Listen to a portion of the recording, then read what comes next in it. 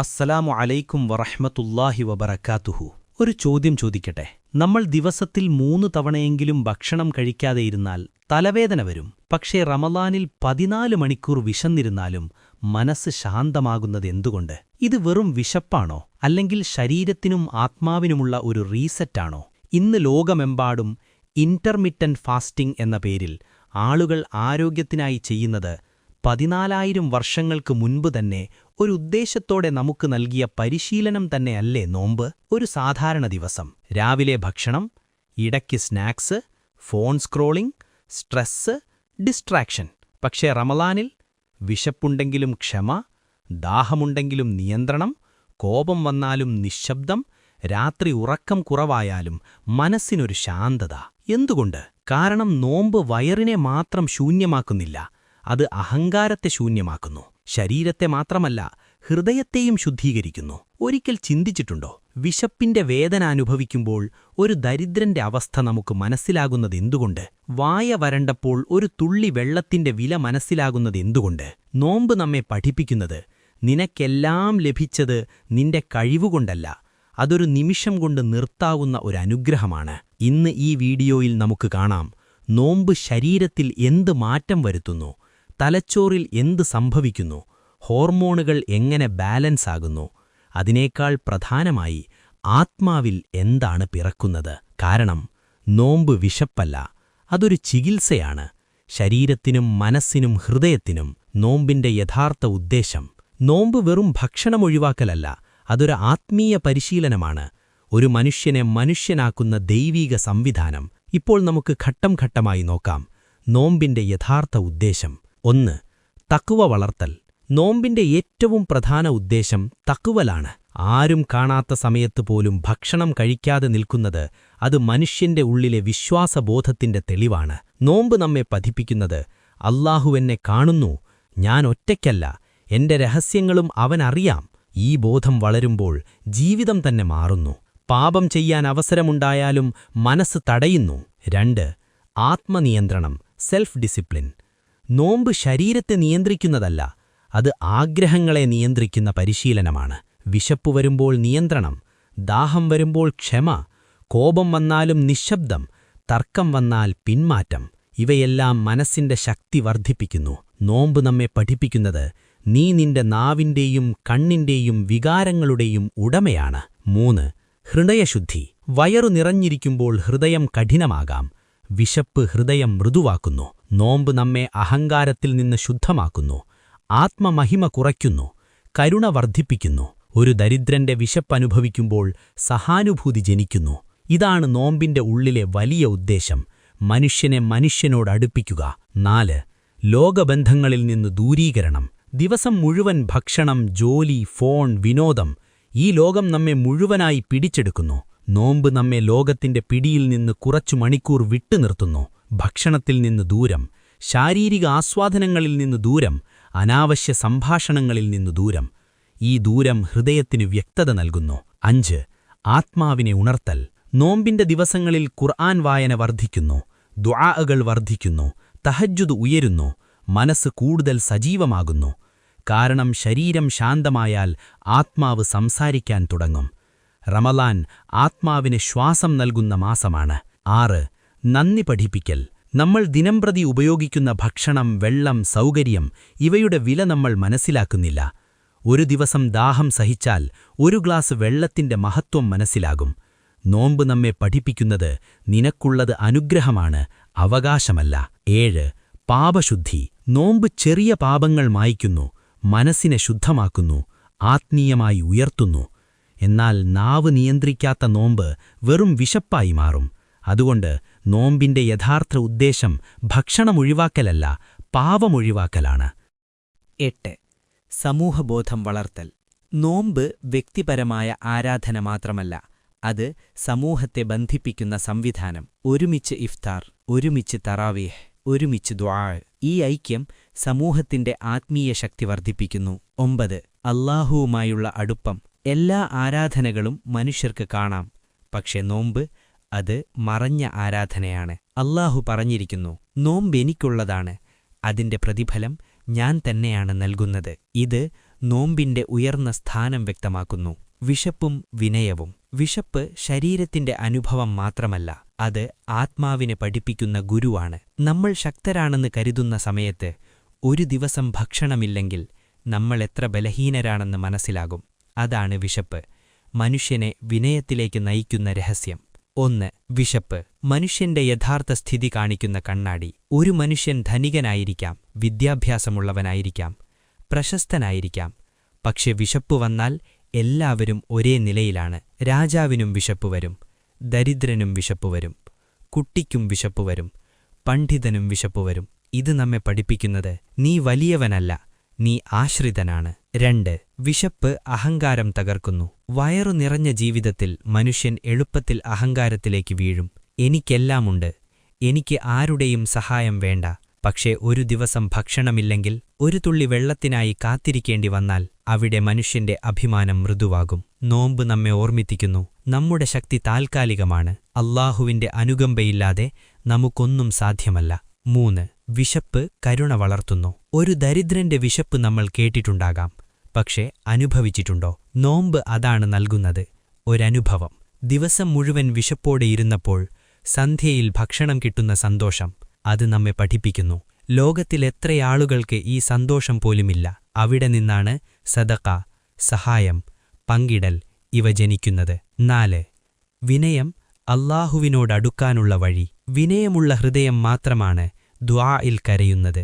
വിശപ്പുള്ള നിമിഷങ്ങളിൽ മനുഷ്യൻ ദുർബലനാകുന്നു, ഹൃദയം മൃദുവാകുന്നു, കണ്ണ് നിറയുന്നു.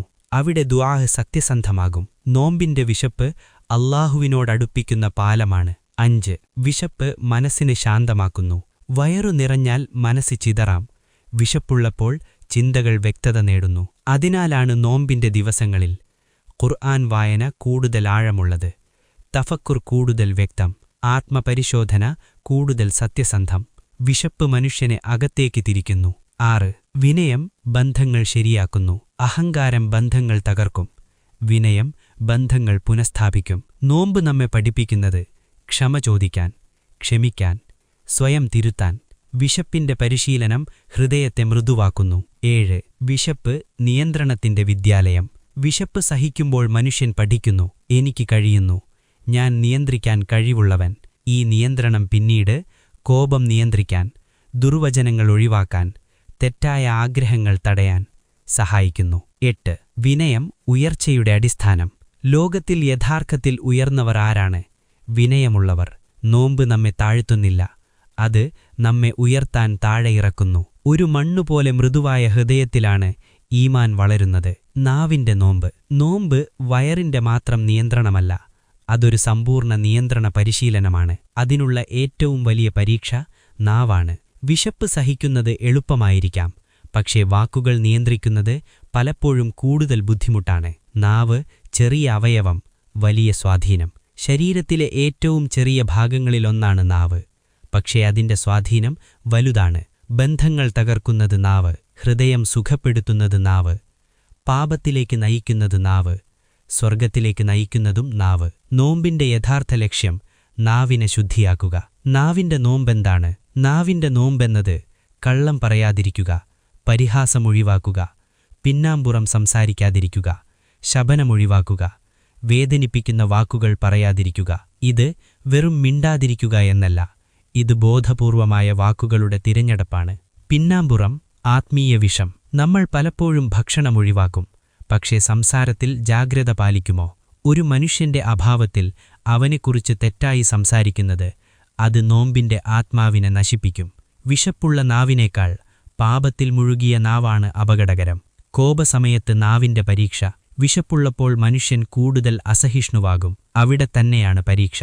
ആരെങ്കിലും ചൊടിപ്പിച്ചാൽ, അനീതിയായി പെരുമാറിയാൽ, അവിടെ നിന്നാണ് നാവിന്റെ നോമ്പ് ആരംഭിക്കുന്നത്. മൗനം ചിലപ്പോൾ ഏറ്റവും വലിയ ഇബാദത്താണ്. നാവ് ഹൃദയത്തിന്റെ പ്രതിഫലം. നമ്മൾ പറയുന്നത് നമ്മുടെ ഉള്ളിലെ അവസ്ഥയെ വെളിപ്പെടുത്തുന്നു. ഹൃദയം ശുദ്ധമായാൽ വാക്കുകൾ മൃദുവാകും, ഹൃദയം മലിനമായാൽ വാക്കുകൾ കടുപ്പമാകും. നോമ്പ് ഹൃദയത്തെ ശുദ്ധമാക്കാൻ ശ്രമിക്കുന്നു. അതിന്റെ ഫലം നാവിൽ കാണണം. നല്ല വാക്കുകളും ഇബാദത്താണ്. നാവിന്റെ നോമ്പ് വെറും ദോഷവാക്കുകൾ ഒഴിവാക്കലല്ല, നല്ല വാക്കുകൾ പറയുന്നതും അതിന്റെ ഭാഗമാണ്. ആശ്വാസം നൽകുന്ന വാക്കുകൾ, പ്രോത്സാഹന വാക്കുകൾ, നന്ദി പറയൽ, ക്ഷമ ചോദിക്കൽ, ഇവയെല്ലാം ആത്മീയ ഉയർച്ച നൽകും. സോഷ്യൽ മീഡിയയിലെ നാവിന്റെ നോമ്പ്. ഇന്ന് നാവ് വായിൽ മാത്രമില്ല, അത് കീബോർഡിലുമുണ്ട്. കമന്റുകൾ, സ്റ്റാറ്റസുകൾ, ഷെയറുകൾ, ഇവയും നാവിന്റെ ഉത്തരവാദിത്വത്തിൽ ഉൾപ്പെടുന്നു. ഡിജിറ്റൽ ലോകത്തും നോമ്പ് പാലിക്കണം. മൗനത്തിന്റെ ശക്തി. ചിലപ്പോൾ ഏറ്റവും ശക്തമായ വാക്ക് മൗനമാണ്. മിണ്ടാതിരിക്കേണ്ട സമയത്ത് മിണ്ടാതിരിക്കുക ഒരാത്മീയ വിജയമാണ്. മൗനം ചിന്തയ്ക്ക് സമയം നൽകും, കോപം കുറയ്ക്കും, തെറ്റുകൾ ഒഴിവാക്കും. നാവിന്റെ നോമ്പിന്റെ ഫലം. നാവിനെ നിയന്ത്രിക്കാൻ കഴിയുന്നവന് ഹൃദയം സമാധാനിക്കും, ബന്ധങ്ങൾ മെച്ചപ്പെടും, ആത്മവിശ്വാസം വർദ്ധിക്കും, ഈമാൻ ആഴപ്പെടും. അവൻ നോമ്പ് പാലിക്കുന്നത് ഭക്ഷണമൊഴിവാക്കുന്നതിലുപരി അവൻ തന്റെ വ്യക്തിത്വം പുനർനിർമ്മിക്കുന്നു. കണ്ണും മനസ്സും നോമ്പെടുക്കുമ്പോൾ നോമ്പ് വയറിന്റെ നിയന്ത്രണം മാത്രമല്ല, നാവിന്റെ ശുദ്ധീകരണം മാത്രവുമല്ല. ഒരു ഘട്ടത്തിൽ അത് കൂടുതൽ ആഴത്തിലേക്ക് പോകണം, കണ്ണിലേക്കും മനസ്സിലേക്കും. കാരണം പാപത്തിന്റെ വാതിൽ പലപ്പോഴും തുറക്കുന്നത് കണ്ണിലൂടെയാണ്, അത് വളരുന്നത് മനസ്സിലാണ്. കണ്ണ് ഹൃദയത്തിലേക്കുള്ള വാതിൽ. നമ്മൾ കാണുന്നത് വെറും ദൃശ്യമല്ല, അത് നമ്മുടെ ഉള്ളിലേക്ക് കടക്കുന്ന ഒരു സന്ദേശമാണ്. ഒരു ചിത്രം, ഒരു വീഡിയോ, ഒരു ദൃശ്യം, ഒരു നിമിഷം, ഇവയെല്ലാം മനസ്സിൽ പതിയുന്നു. ശേഷം അവ ചിന്തയായി മാറും, ചിന്ത പ്രവൃത്തിയായി മാറും. അതുകൊണ്ട് കണ്ണിന്റെ നോമ്പ് തിരഞ്ഞെടുക്കാനുള്ള കഴിവാണ്. എല്ലാം കാണേണ്ടതില്ല. ഇന്നത്തെ ലോകം ദൃശ്യങ്ങളുടെ ലോകമാണ്. സോഷ്യൽ മീഡിയ, റീലുകൾ, പരസ്യങ്ങൾ, ആകർഷക ദൃശ്യങ്ങൾ എല്ലാം കാണാൻ ലഭ്യമാണ്. പക്ഷേ എല്ലാം കാണേണ്ടതില്ല. നോമ്പ് നമ്മോട് ചോദിക്കുന്നു, നിന്റെ കണ്ണുകൾക്ക് എന്താണ് നീ അനുവദിക്കുന്നത്? ഹറാം ദൃശ്യം ഹൃദയത്തിലെ മുറിവ്. കണ്ണ് ഒരു നിമിഷം മാത്രം നോക്കും, പക്ഷേ മനസ്സ് അത് ആവർത്തിക്കും. അത് ആഗ്രഹം വളർത്തും, അസന്തോഷം സൃഷ്ടിക്കും, താരതമ്യമുണ്ടാക്കും, അസൂയ വളർത്തും. കണ്ണിന്റെ നിയന്ത്രണം നഷ്ടപ്പെട്ടാൽ മനസ്സിന്റെ സമാധാനം നഷ്ടപ്പെടും. മനസ്സിന്റെ നോമ്പ് ചിന്തകളുടെ ശുദ്ധീകരണം.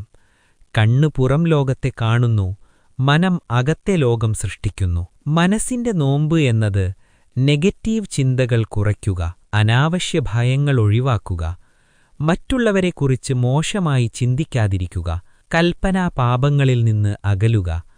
പാപം പലപ്പോഴും മനസ്സിൽ തുടങ്ങും, അതിനെ അവിടെ തന്നെ നിർത്തുക. അതാണ് ആത്മീയ ശക്തി. താരതമ്യ രോഗം. സോഷ്യൽ മീഡിയ കാലത്ത് കണ്ണു കാണുന്നത് മറ്റുള്ളവരുടെ വിജയം, അവരുടെ സമ്പത്ത്, അവരുടെ സന്തോഷം.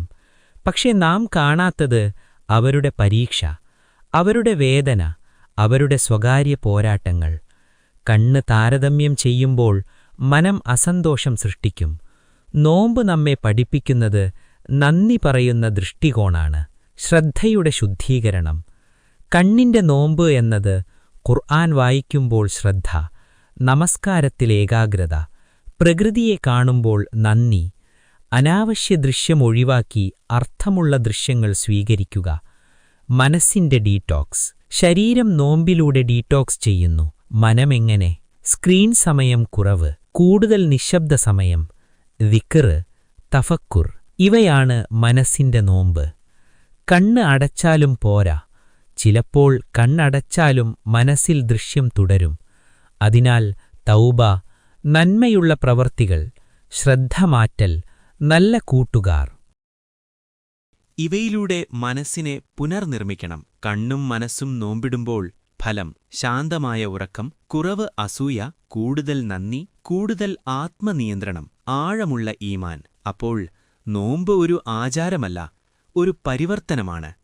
രാത്രിയുടെ രഹസ്യം. നോമ്പിന്റെ പകൽ ഭാഗം എല്ലാവർക്കും കാണാം. വിശപ്പ്, ദാഹം, ക്ഷമ. പക്ഷേ നോമ്പിന്റെ യഥാർത്ഥ രഹസ്യം പലപ്പോഴും രാത്രിയിലാണ് മറഞ്ഞിരിക്കുന്നത്. പകൽ ശരീരത്തെ പരിശീലിപ്പിക്കും, രാത്രി ആത്മാവിനെ ഉയർത്തും. എന്തുകൊണ്ട് രാത്രി പ്രത്യേകമാണ്?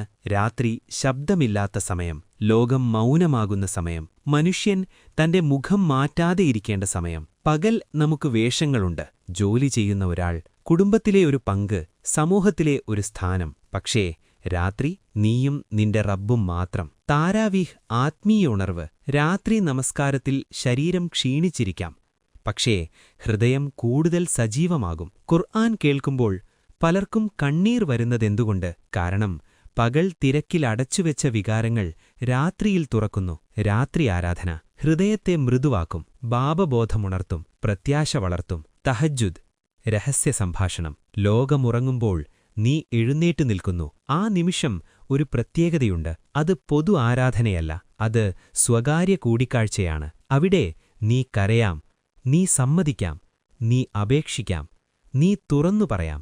രാത്രിയുടെ ഇരുട്ടിൽ പറഞ്ഞ ദുആ പലപ്പോഴും ഏറ്റവും പ്രകാശമുള്ള ഉത്തരമായി മാറും. ലൈലത്തുൽ ഖദർ സമയം നിൽക്കുന്ന രാത്രി. റമദാനിലെ അവസാന 10 രാത്രികൾ തിരച്ചിലിന്റെ ദിവസങ്ങളാണ്. ഒരു രാത്രി 1000 മാസങ്ങളേക്കാൾ ഉന്നതം. ഇത് സമയം എന്ന ആശയത്തെ മാറ്റുന്നു. ഒരു രാത്രി നിന്റെ ജീവിതത്തിന്റെ ദിശ മാറ്റാം. അതുകൊണ്ട് രാത്രി വെറും ഉറക്കത്തിനുള്ളതല്ല, അത് അവസരത്തിനുള്ളതാണ്.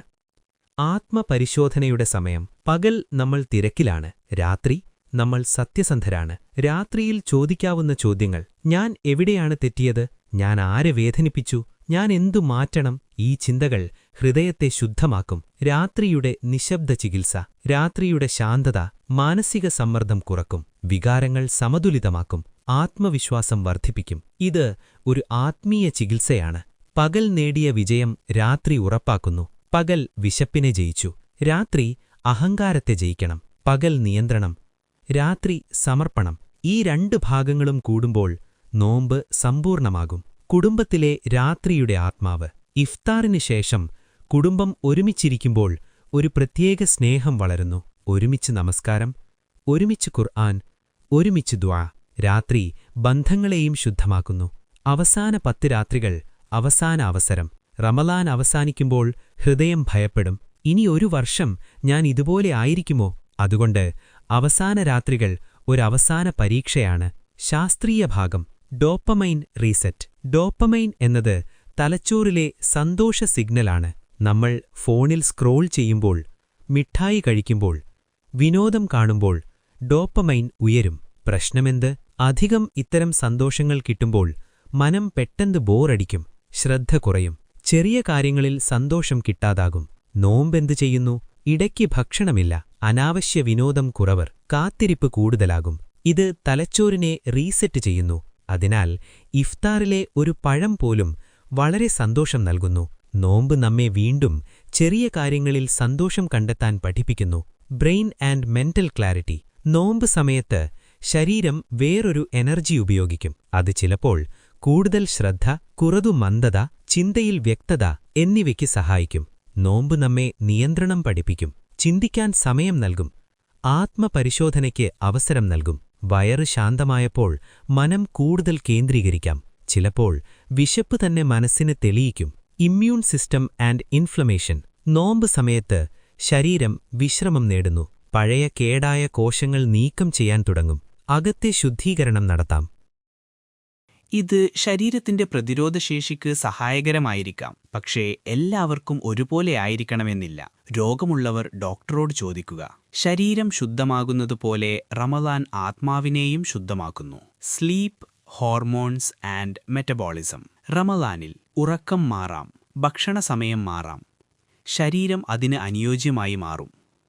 നോൻപ് സമയത്ത് ശരീരം ചിലപ്പോൾ കൊഴുപ്പ് ഉപയോഗിക്കും, വിശപ്പ് ഹോർമോണുകൾ നിയന്ത്രണം പഠിക്കും. പക്ഷേ വളരെ വൈകി ഉറങ്ങരുത്. അമിത ഭക്ഷണം ഒഴിവാക്കണം. കുറച്ച് വിശ്രമം ആവശ്യമാണ്. ശരിയായ രീതിയിൽ നോമ്പ് പാലിച്ചാൽ ശരീരവും ആത്മാവും ഒരുമിച്ച് നല്ല മാറ്റം കാണിക്കും. ശാസ്ത്രവും ആത്മീയതയും ഒന്നാകുമ്പോൾ.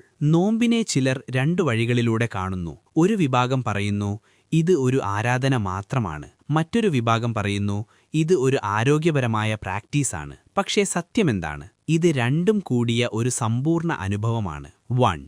ശരീരം ചെയ്യുന്നത്, ആത്മാവ് അനുഭവിക്കുന്നത്. ശാസ്ത്രം നോമ്പിനെ കാണുന്നത് metabolic change, hormonal balance, brain adjustment, cellular repair. ആത്മീയത നോമ്പിനെ കാണുന്നത് നിയന്ത്രണം, വിനയം, നന്ദി, ശുദ്ധീകരണം. ശരീരം വിശപ്പിനെ നേരിടുമ്പോൾ ആത്മാവ് ക്ഷമയെ പഠിക്കുന്നു. 2. Discipline, common ground. ശാസ്ത്രം പറയുന്നു self control improves mental strength. ഇസ്ലാം പറയുന്നു തഖ്വ വളരാൻ നിയന്ത്രണം ആവശ്യമാണ്. രണ്ടും ഒരേ കാര്യം പറയുന്നു. നിയന്ത്രണം മനുഷ്യനെ ഉയർത്തുന്നു. 3. Delay gratification. മോഡേൺ സൈക്കോളജി പറയുന്നു കാത്തിരിക്കാൻ പഠിക്കുന്നവർ വിജയിക്കുന്നു. നോമ്പ് നമ്മെ പഠിപ്പിക്കുന്നത് വിശപ്പുണ്ടെങ്കിലും കാത്തിരിക്കുക. ഇത് വെറും ഭക്ഷണത്തെക്കുറിച്ചല്ല, ഇത് ജീവിതത്തെക്കുറിച്ചാണ്.